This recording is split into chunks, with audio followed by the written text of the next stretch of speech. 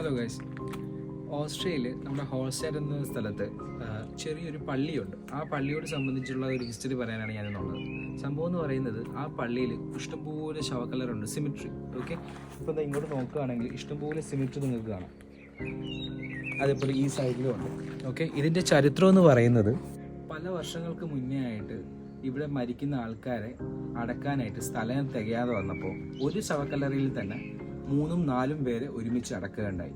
അതിനുശേഷം 20 വർഷങ്ങൾക്ക് പിന്നിട്ടപ്പോൾ അവരുടെ ആ ശവക്കല്ലറയിൽ നിന്ന് എടുത്തിട്ട് അവരുടെ തലയും ബോൺസും, അവരുടെ ഫുൾ ബോൺസ് എടുത്ത് ഒരു ഹൗസിലേക്ക് സ്റ്റോർ ചെയ്ത് വെച്ചു. അതാണ് ഈ സ്ഥലത്തിൻ്റെ, ഈ നമ്മളിപ്പോൾ നയിക്കുന്ന സ്ഥലത്തിൻ്റെ ഒരു പ്രത്യേകത.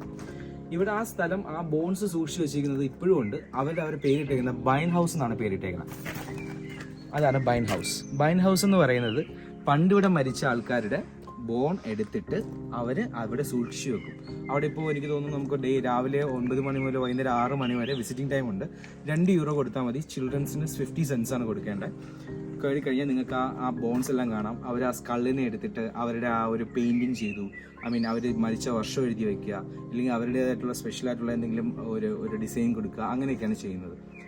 അപ്പോൾ ഇതേപോലത്തുള്ള മോർ വീഡിയോസിനെ ജസ്റ്റ് ഫോളോ ചെയ്യാം. ബൈ.